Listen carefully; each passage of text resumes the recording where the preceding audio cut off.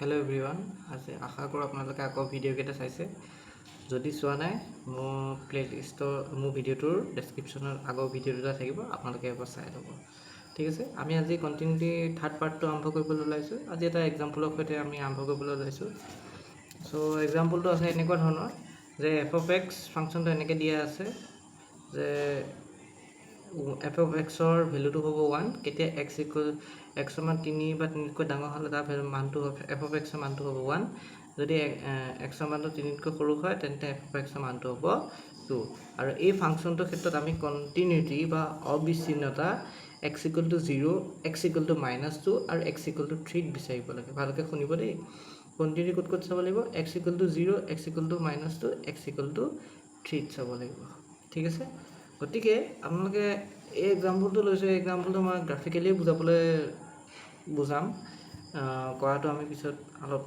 এই অংকটোকে আমি কেনেকৈ কৰোঁ লিখিলে আমি কেনেকৈ লিখোঁ সেই বস্তু আমি আলোচনা কৰিম কিন্তু আমি গ্ৰাফিক্যালি আমি চাব লাগিব কন্টিনিউটিটো কেনেকুৱা হয় গতিকে ইয়াত চাওক আমি ইয়াৰ কাৰণে আমি গ্ৰাফ আঁকি ল'ব লাগিব এই ফাংচনটো বুজিব লাগিব তো 3 সমান বা 3 তকৈ ডাঙৰ হ'লে কি হ'ব মানটো হ'ব 1 3 তকৈ সৰু হ'লে মানটো কি হ'ব 2 তাৰ মানে আপোনাৰ বস্তুটো এনেকুৱা ধৰণৰ হৈছে যদি x ৰ মানটো 3 হয় তেতিয়াও কি হ'ব 1 x ৰ মানটো 3 তকৈ ডাঙৰ 4 হ'লে 1 হ'ব 3 তকৈ যে সামান্য ডাঙৰ 3.00001 তেতিয়াও কি হ'ব মানটো হ'ব 1 আৰু যদি বোলে f ৰ মানটো বোলে আপোনাৰ 5 হয় তেতিয়াও কি হ'ব 1 কিন্তু f ৰ মান যদি x ৰ মানটো যদি আপোনাৰ 2 হয় 2 টো কি হয় 3 তকৈ সৰু হ'লে কি হ'ব 2 3 তকৈ সামান্য সৰু মানে 2.9999 ইয়াৰ কাৰণে এইটো 3 তকৈ সৰু হয় নহয় 3 তকৈ সৰু হ'লে যদি 2 হয় তাৰ মানে 2.99 ৰ কাৰণে কি হ'ব 2 হ'ব f of 1 মানে কি হ'ব 2 হ'ব f of 0 মানে কি হ'ব তেতিয়াও 2 হ'ব কাৰণ 0 টো কেতকৈ সৰু তেতিয়াও কি হ'ব 2 হ'ব f of -1 মানে কি হ'ব -1 টো 2 তকৈ সৰু -1 টো 3 তকৈ সৰু ইয়াত চাব আপোনালোকে x ৰ মানটো কি লৈছো -1 লৈছো -1 টো 3 তকৈ সৰু তেতিয়াও কি হ'ব 2 তেতিয়া f of x ৰ মানটো কি হৈছে -3 লওক -3 টো কি হয় 3 তকৈ সৰু তেতিয়া মানটো কি হ'ব 2 কাৰণ x ৰ মান 3 তকৈ সৰু হোৱা মানে f of x ৰ মানটো কি হ'ব 2 গতিকে -3 x ৰ মানটো কি লৈছো -3 টো 3 তকৈ সৰু গতিকে তাৰ মানটো কি হ'ব 2 -4 লওক তেতিয়া তাৰ মানটো কি হ'ব 2 আচ্ছা এতিয়া আমি আশা কৰোঁ আপোনালোকে গাৰ্জেন যদি f of -2 হয় তেতিয়াও কি হ'ব 2 -2 টো কি হয় 3 তকৈ সৰু তেতিয়াও কি হ'ব 2 আশা কৰোঁ আপোনালোকে এই ফাংচনটো আপোনালোকে বুজি পাইছে এতিয়া আমি গ্ৰাফ আঁকিম আপোনালোকে জানি তথাপি মই বুজিবলৈ আঁকিছোঁ তো x এইটো লিখিম x ডেছ এইটো y এইটো y ডেছ এইটো হ'ব o মানে 0 বা অৰিজিন বুলি কওঁ এফালে হ'ব 1 2 3 4 5 6 -1 -2 -3 -4 এনে গৈ থাকিব এফালে নেগেটিভ খিনি এফালে 1 2 3 4 5 পলৈ গৈ থাকিব পজিটিভ এফালে ঋণাত্মক মাইনাস খিনি থাকিব তললৈ গৈ থাকিব এতিয়া আমি ফাংচনটো বুজো x সমান 3 নহবা 3 তকৈ ডাঙৰ হ'লে কি হ'ব 1 3 হ'লেও কি হ'ব 1 3 কৈ ডাঙৰ সামান্য ডাঙৰ বুলি কৈছিল তেতিয়াও কি হ'ব 1 এ হ'ব 4 হ'লেও কি হ'ব 1 3.5 হ'লেও 1 হ'ব 5 হ'লেও 4.5 হ'লেও 1 হ'ব এতিয়া আপোনালোকে পাহৰি নাযাব কাৰণ 4.5 টো কি হয় ইয়াত চাওক 4.5 টো 3 কৈ ডাঙৰ তেতিয়া সেইকাৰণেও কি হ'ব 1 হ'ব 5 হ'লেও কি হ'ব 1 6 হ'লেও 1 গতিকে এইটো এনেকুৱা হৈ থাকিব ঠিক আছে এতিয়া 3 তকৈ সৰু হ'লে কি আছিল 2 3 তকৈ সৰু মানে কি হ'ব 3 তকৈ সামান্য সৰু হ'লেও কি হ'ব 2 2.99 মানে 2 এইখিনি 2.99 হয় নহয় 3 তকৈ সৰু মানে এইখিনি 2.99 তেতিয়াও কি হ'ব 2 হ'ব মানে 2 হ'লেও কি হ'ব 2 এ হ'ব কাৰণ x সমান 2 মানে কি 2 টো 3 তকৈ সৰু তেতিয়াও কি হ'ব 2 1 টো কি হয় 3 তকৈ সৰু তেতিয়াও 2 0 টো 3 তকৈ সৰু তেতিয়াও 2 -1 টো 3 তকৈ সৰু তেতিয়াও 2 -2 টো 3 তকৈ সৰু তেতিয়াও 2 -3 টো 3 তকৈ সৰু তেতিয়াও কি হ'ব f(x) ৰ মানবিলাক 2 হ'ব হ'ল আচ্ছা এতিয়া মই আগৰ ভিডিঅ' কেইটা কৈছোঁ যেহেতু 3 ত কি হয় 1 হয় 3 ত 2 নহয় গতিকে ইয়াত আমি কি ব্যৱহাৰ কৰোঁ নোট ব্যৱহাৰ কৰোঁ হয়নে কাৰণ 3তকৈ সৰুৰ কাৰণে 2 হয়, কিন্তু 3ত কি হয় 1 হয়, গতিকে 3ত 2 নহয়, গতিকে সেইকাৰণে ইয়াত কি পাম 2ত আমি নোট দিম। ঠিক আছে, এতিয়া আমি প্ৰথমতে চাওঁ কোনকেইটা পইণ্টত কণ্টিনিউটি চেক কৰিব লাগে। x = 0, আমি এতিয়া x = 0ত চাম। x = 0 পইণ্টটো কোনটো, গ্ৰাফটো আঁকিলোঁ, এতিয়া আমি x = 0ত চাম। ইয়াত x = 0, চ' এইটো x = পইণ্টটো কি হয় 0। এতিয়া 0ত কি চাওঁ আমি, সদায় আমি কি চাওঁ, কণ্টিনিউটি হ'বলৈ আমি সদায় এটা কথা মনত পেলাব লাগে যে যিটো পইণ্ট যদি এট x = c চাওঁ, তাতে আমাৰ কি হ'ব লাগিব, লেফ্ট হেণ্ড লিমিট মানে c negative, f of x ৰ যিটো ভেলু পাম, ৰাইট হেণ্ড লিমিট তাৰমানে কি হ'ব c positive, f of x আৰু f of c তাৰমানে x সমান c হ'লে ফাংচনেল ভেলুটো কি হ'ব, এই গোটেইকেইটা বস্তু আমাৰ কি হ'ব লাগিব, ইকুৱেল হ'লেহে x = c কি বুলি কওঁ, কণ্টিনিউৱাছ বুলি কওঁ, বা x = c বস্তুটো কি হ'ব, ফাংচনটো অবিচ্ছিন্ন হ'ব। গতিকে এতিয়া আমি x = 0ত চাব লাগে। x = 0ত কি চাম, লেফ্ট হেণ্ড লিমিট চাম, ৰাইট হেণ্ড লিমিট চাম আৰু ফাংচনেল ভেলু চাম। 0 পইণ্টটো কোনটো, এইটো 0 হয় নহয়, এইটো কি হয় 0 হয় নহয়, তো আমি লেফ্ট হেণ্ড লিমিট চাম। 0 কি লিখিম, নিগেটিভ। মই কৈছিলোঁ 0 নিগেটিভ মানে কি হয়, 0তকৈ সৰু। এতিয়া 0 নিগেটিভ মানে কিখিনি বুজিম, এইটো 0 নিগেটিভ মানে এইফালৰখিনি, 0 পজিটিভ মানে এইফালৰখিনি। মনত ৰাখিব 0 নিগেটিভ মিনছ -0 নহয়, -0 বুলি কোনো সংখ্যাই নাই। 0 নিগেটিভ মানে 0তকৈ সৰু, 0 পজিটিভ মানে 0তকৈ ডাঙৰ। গতিকে আৰু এইটো মনত ৰাখিব যে এই x মান হৈছে এইকেইটা, ফাংচনটো মান হৈছে এইকেইটা, এই ৰেখাকেইডাল হৈছে ফাংচনৰ মান, এই ৰেখাকেইডাল কি হয় ফাংচনৰ মান, এই ৰেখাকেইডাল হৈছে চব ফাংচনৰ মান, এইকেইটা হৈছে x মান। এইটো মনত ৰাখিব, এইটো আপোনালোকে কনফিউজ নহ'ব। ঠিক আছে, যেনেকৈ এইকেইটা হৈছে x মান, এইকেইটা হৈছে ফাংচনটোৰ মান, ঠিক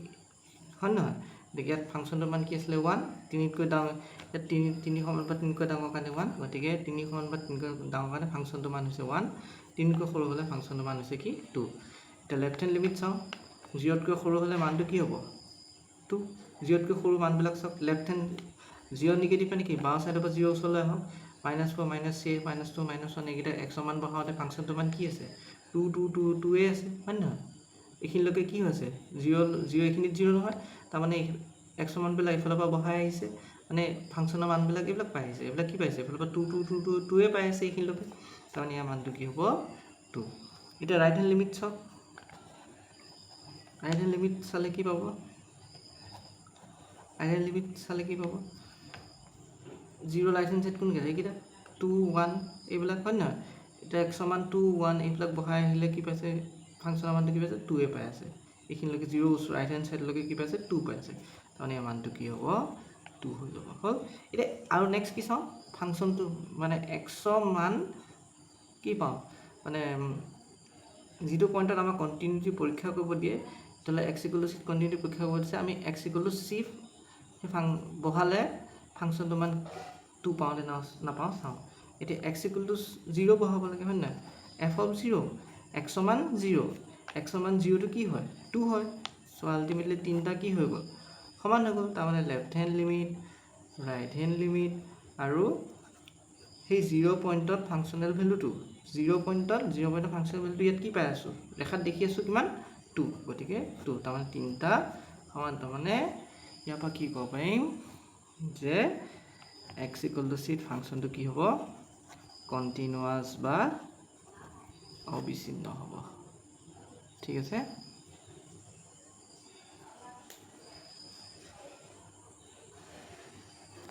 ফাংচনটো কি হ'ব অবিচ্ছিন্ন হ'ব। এতিয়া আমি নেক্সট ক'ত চাব লাগিছিলে,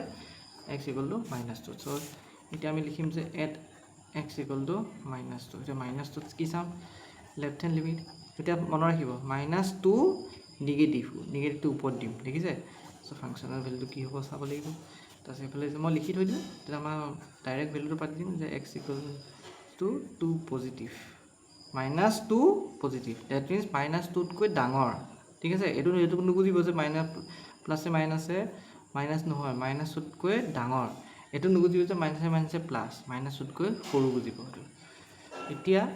এইবিলাক চাওক, গ্ৰাফত চাওক, -2তকৈ সৰু ভেলুবিলাক, -2টো এইটো হয় নহয়, মাইনাছটোতকৈ সৰু ভেলুবিলাক কি হয় চাওক, এইটো মাইনাছটো হয়, মাইনাছতকৈ সৰু ভেলুবিলাক কি হয়, মাইনাছতকৈ সৰু ভেলুবিলাক কি আছিলে, এইবিলাক সৰু ভেলু হয় নহয়, মাইনাছতকৈ সৰু ভেলুবিলাক বহাওঁতে এক্সৰ মানটো কি হৈ আছে, 2 হৈ আছে। গতিকে ইয়াত কি বহাম, মানে বাওঁ ছাইডৰ পৰা -2লৈকে হওক, বাওঁ ছাইডৰ পৰা -2লৈকে হওক, আৰু এইফালে সোঁ ছাইডৰ পৰা আমি -2লৈকে কৰিম। বাওঁ ছাইডৰ পৰা আমি এক্সৰ মানবিলাক বহাই আহোঁতে ফাংচনটোৰ মান কি হৈছে, এইফালে 2 2 2 হৈ আছে, গতিকে এইফালে মানটো কি হ'ব, 2। ঠিক আছে, তাৰপিছত এতিয়া আমি কি চাম, ৰাইট হেণ্ড লিমিট চাম, হয় নাই, এইটো right hand limit. Right hand limit মানে আমাৰ কি হ'ব, যে সোঁ ছাইডৰ পৰা মানবিলাক বহাই চাওঁ, সোঁ ছাইডৰ পৰা মানবিলাক বহাই আহিছোঁ, এতিয়া কি হৈছে, ফাংচনৰ মান কি হৈছে, 2 হৈছে, গতিকে মানটো কি হ'ব, 2। এতিয়া f অফ -2, তাৰমানে এক্সৰ মান মাইনাছত ফাংচনটোৰ মান কি হ'ব, এক্সৰ মান মাইনাছটোত ফাংচনটোৰ মান কি হৈছে, 2 হৈছে, গতিকে ফাংচনটো কি হ'ব, 2 হ'ব, হয়নে। তাৰমানে ইয়াত কি দেখিলোঁ, তিনিওটা সমান, তাৰমানে left hand limit, right hand limit আৰু f অফ -2, মানে x ইকুৱেল টু -2 ফাংচনটোৰ মান কি হ'ব, সমান, তাৰমানে x ইকুৱেল টু -2 ফাংচনটো কি হ'ব, কণ্টিনিউৱাছ বা অবিচ্ছিন্ন হ'ব। এতিয়া আমি চাম লাষ্ট পইণ্টটো কি আছিলে, এট x ইকুৱেল টু 3, ইয়াত পৰীক্ষা কৰিব লাগে, x ইকুৱেল টু 3, ইয়াতো আমি কি চাব লাগিব, লেফ্ট হেণ্ড লিমিট, তাৰমানে 3তকৈ সৰু, হয় নহয়, এইটো পৰীক্ষা কৰিব লাগিব, আৰু কি পৰীক্ষা কৰিব লাগিব, ৰাইট হেণ্ড লিমিট, তাৰমানে 3তকৈ ডাঙৰ হ'লে কি হ'ব। ঠিক আছে, এতিয়া 3তকৈ সৰু, 3তকৈ ডাঙৰ, আৰু এক্সৰ মান 3ত, মনত ৰাখিব, f অফ 3 মানে কি, এক্সৰ মান 3ত ফাংচনৰ ভেলুটো কি দি আছে, এতিয়া 3তকৈ সৰু চাওক, এইটো 3 হয় না, 3তকৈ সৰু এক্সৰ মানবিলাক বহালে ফাংচনটোৰ মান কি হৈছে, 2। 3তকৈ ডাঙৰ এইবিলাক হয় নহয়, এইটো চাইড 3তকৈ ডাঙৰ, এইটো চাইড হৈছে 3তকৈ ডাঙৰ, এইটো চাইড হৈছে 3তকৈ সৰু। এতিয়া বাওঁ চাইডৰ পৰা 3 ওচৰ আহোঁতে ফাংচনটোৰ মান কি হৈছে, 2 2 2 2 হৈ আছে, তো গতিকে -3 নিগেটিভত ফাংচনটোৰ মান কি হৈছে, 2। 3 পজিটিভত কি হৈছে চাওক, সোঁ চাইডৰ পৰা এক্সৰ মানবিলাক বহাই আহিছে 3 ওচৰলৈ, ফাংচনটোৰ মান কি হৈছে, 1 1 1 1, কি হৈছে, 1 হৈছে। আৰু f অফ 3, তাৰমানে এক্সৰ মান 3ত কি হয়, 3 হয়, এইটো নোট ব্যৱহাৰ কৰিছোঁ, তাৰমানে এক্সৰ মান 3ত 2 নহয়, ফাংচনটোৰ মান 2 নহয়, ফাংচনটোৰ মানটো কি হয়, 1 হয়। ইয়াত মই লিখিও দিছোঁ চাওক, ইয়াত দিয়াও আছে ফাংচনটো, যে x ইকুৱেল টু 3ত ফাংচনটোৰ মান কি হয়, 1, গতিকে x ইকুৱেল টু 3ত ফাংচনটোৰ মানটো কি হ'ব, 1। গতিকে কি দেখিলে, লেফ্ট হেণ্ড লিমিটো সমান নহয়, ৰাইট হেণ্ড লিমিটো সমান নহয়, আৰু x ইকুৱেল টু 3ত ফাংচনটোৰ মান কি হয়, মানে ৰাইট হেণ্ড লিমিটটো ইয়াৰ সৈতে সমান, কিন্তু left hand limit right hand limit সমান নহয়, গতিকে x ইকুৱেল টু 3ত ফাংচনটো কি হ'ব, ডিছকণ্টিনিউৱাছ বা বিচ্ছিন্ন বুলি কোৱা হ'ব, তাৰমানে অবিচ্ছিন্ন নহয়। গতিকে কথাটো আপোনালোকে বুজি পাইছে, তাৰমানে আপোনালোকে কি দেখিলে, আমি ফাংচনটো আছিলে এইটুকুৰা, যে 3তকৈ সৰু হ'লে ফাংচনটোৰ মান হ'ব 2, 3তকৈ ডাঙৰ হ'লে ফাংচনটোৰ মান কি হ'ব, 1। চ' লেফ্ট হেণ্ড লিমিটটো কি পালে, যেতিয়া আমি x ইকুৱেল টু 0ত পৰীক্ষা কৰিছিলোঁ, কি পালে, 0টো আমি 0 পইণ্টটো চাইছিলোঁ, গ্ৰাফডাল থকাৰ পিছত 0 পইণ্টটো চাইছিলোঁ, 0তকৈ সৰু হ'লে কি আছিলে, 2, 0তকৈ সৰু ভেলুবিলাক বহাওঁতে কি পাইছোঁ, 2 পাইছোঁ, গতিকে 2 হৈ গ'ল। 0তকৈ সৰু ভেলুবিলাক বহাওঁতে কি হ'ব, 0তকৈ ডাঙৰ ভেলুবিলাক বহাওঁতে কি পাইছোঁ, 2, গতিকে এইবিলাক ডাঙৰ হয়নে নহয়, এই ডাঙৰ ভেলুবিলাক এক্সৰ মান 0তকৈ ডাঙৰ বহালে কি পাম, 2য়ে পাম। এতিয়া x ইকুৱেল টু 0ত ফাংচনটোৰ মান কি হ'ব, কি দিয়া আছে, x ইকুৱেল টু 0 ইয়াত গ্ৰাফত কি পাইছে, 2 পাইছে, গতিকে ফাংচনটোৰ মানটো কি হ'ব, x ইকুৱেল টু 0 ফাংচনটোৰ মান কি হ'ব, 2। বুজি পাইছেনে, আমি এইটো গ্ৰাফ আঁকিবলৈ বস্তুটো, এইটো গ্ৰাফ আপোনালোকে যে চবতেতো গ্ৰাফ আঁকিব নোৱাৰে, গ্ৰাফ নাআঁকাকৈ আপোনালোকে ধৰিব পাৰিব, যে ইয়াত এই ফাংচনটো দেখিলেই গম পাব, x ইকুৱেল টু ক'ত চাব দিছে, 2, হয়নে, 2টো কি হয়, 3তকৈ, বা x ইকুৱেল টু 0 চাব দিছে, হয়নে, x ইকুৱেল টু 0 চাব, 0টো কি হয়, 3তকৈ সৰু হয়, 3তকৈ সৰু, তাৰমানে 3তকৈ সৰু হয়নে নহয়,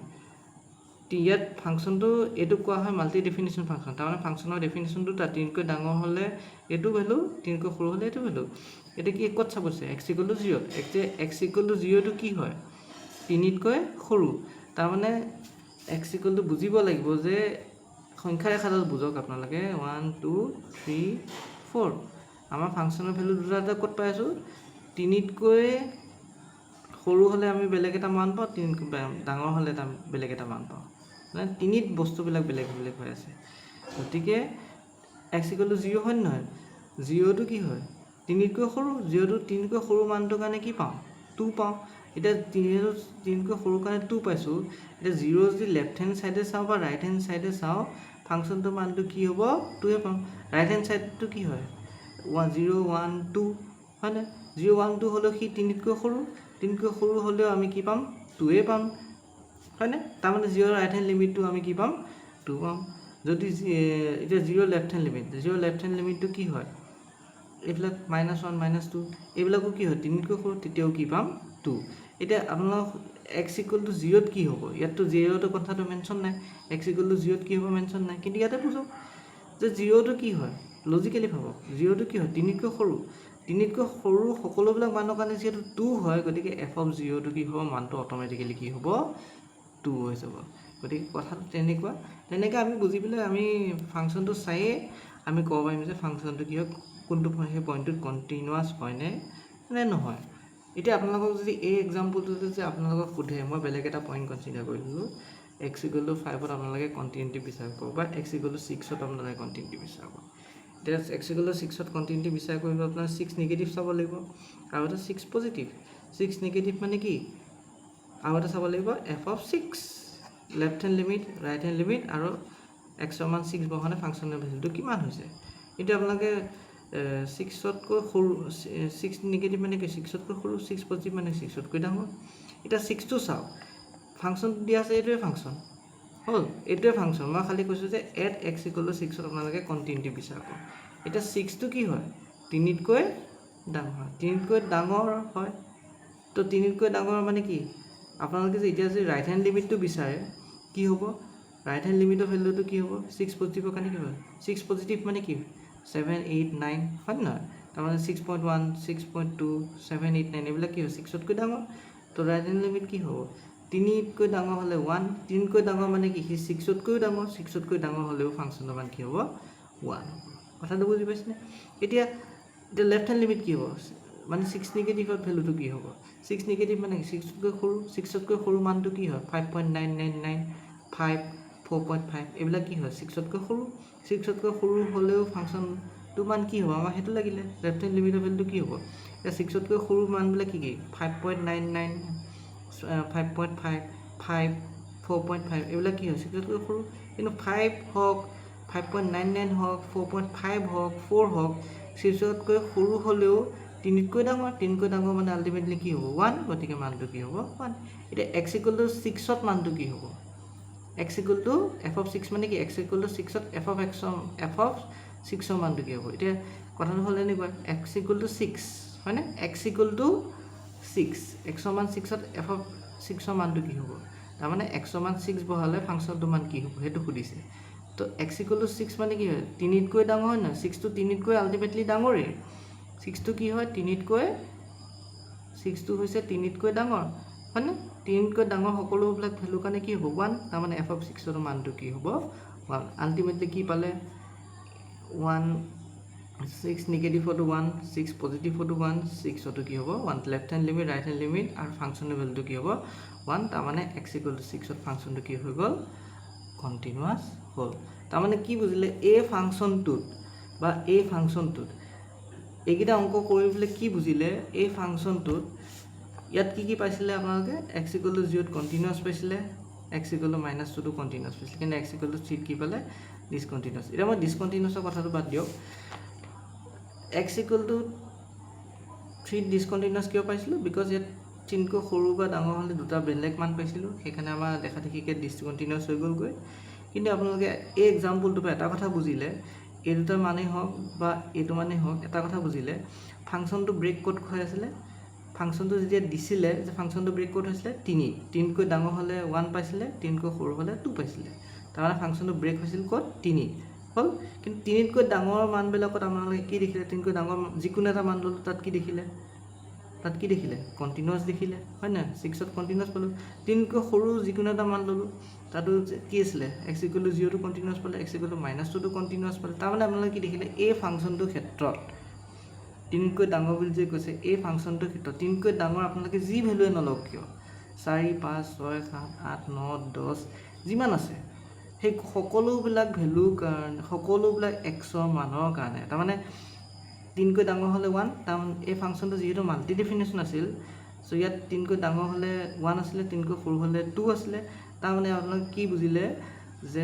এই 3টোক বাদ দি 3ত ফাংচনটো মান বেলেগ বেলেগ আছে এই 3টোক বাদ দি 3কৈ ডাঙৰ যি মানেই নলওক কিয় 4 লওক 5 লওক 6টো মই দেখালোৱেই 7 8 9 10 100 1000 যিয়ে নলওক কিয় 100 মান আপোনালোকে 1000লৈকে যিয়ে নলওক কিয় প্ৰতিটো মানতে ফাংচনটো কি হ'ব কণ্টিনিউৱাছ হ'বই বুজি পাইছেনে কণ্টিনিউৱাছ বা অবিচ্ছিন্ন হ'বই যিহেতু তাৰ মানটো কি হ'ব 3কৈ ডাঙৰ হ'লে 1 গতিকে 3তকৈ ডাঙৰ যি মানেই নলওক কিয় প্ৰতিটো মানত আপোনালোকে কণ্টিনিউৱাছ পাবই এতিয়া 3তকৈ সৰু কাৰণে কি আছিলে 2 আছিলে 3তকৈ সৰু কাৰণে কি আছিলে 2 3তকৈ সৰু মান আমি যিকোনো দুটা এক্সাম্পল আমি ইয়াত এই অংকটোত আমাৰ দুটামান ধৰি লৈছিলোঁ যে 0 আৰু মাইনাছটোত কি পালে কণ্টিনিউৱাছ পালে 0 মাইনাছটোত কি পালে কণ্টিনিউৱাছ পালে আৰু যিহেতু 0 আৰু মাইনাছত ফাংচনটো ব্ৰেকৰ কথা নাই ফাংচনটো ব্ৰেক হৈছিল 3ত হৈছিলে গতিকে 3তকৈ সৰু দুটা মান কি লৈছিলে x = 0 আৰু x = -1 এই দুটাত কণ্টিনিউটি পৰীক্ষা কৰিছিলোঁ এই দুটা মানত আপোনালোকে কি পালে যে ফাংচনটো কণ্টিনিউৱাছ বুলি পালে তাৰমানে কি বুজিলে যে 3তকৈ সৰু আপোনালোকে যি মানেই নলওক কিয় প্ৰতিটো মানতে আপোনালোকে কি পাব কণ্টিনিউৱাছ পাবই কথাটো বুজি পালেনে মই এই এক্সাম্পলটো দিয়াৰ উদ্দেশ্য এইটোৱে আছিলে গতিকে আশা কৰোঁ আপোনালোকে বুজিছে কথাটো তাৰমানে আমাৰ ফাংচনটো ডেফিনেশ্যনটো যেনে এইটো মাল্টি ডেফিনেশ্যন ফাংচনে দিলেও আপোনালোকে বুজিব যে ফাংচনটো যিটো পইণ্টত ব্ৰেক হৈ আছে ব্ৰেক মানে ভাঙা হৈ আছে যেনে 3কৈ ডাঙৰ হ'লে 1 3কৈ সৰু হ'লে 2 অৰ্থাৎ 3ত ফাংচনটো মান বেলেগ বেলেগ হৈ আছে তেন্তে আপোনালোকে এটা কথা বুজি পাইছে এই 3টোক বাদ দি 3তকৈ সৰু মান বা 3তকৈ ডাঙৰ মান সকলোতে ফাংচনটো কি হ'ব কণ্টিনিউৱাছ হ'ব খালি 3টোত কণ্টিনিউৱাছ হয় নহয় আমি সেইটোহে পৰীক্ষা কৰিব লাগিব আশা কৰোঁ আপোনালোকে এক্সাম্পলটো বুজি পাইছে আৰু আগৰ ভিডিঅ'কেইটা চাব আপোনালোকে যদি ভিডিঅ'কেইটা চোৱা নাই লিমিট কণ্টিনিউটি ভিডিঅ'কেইটা এফালৰ পৰা চাব তেতিয়া আপোনালোকে মই ক'বলৈ বিচৰা কথাটো আৰু অংকবিলাক আপোনালোকে পৰিপাটিকৈ বুজি পাব ঠিক আছে ইয়াৰ পিছৰ ভিডিঅ'ৰ পৰা মই এক্সাৰচাইজৰ প্ৰব্লেমবিলাক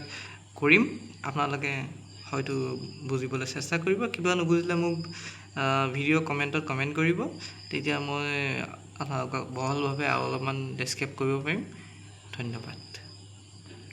ভিডিঅ'টো ভাল লাগিলে আপোনালোকে লাইক শ্বেয়াৰ আৰু ছাবস্ক্ৰাইব কৰি দিব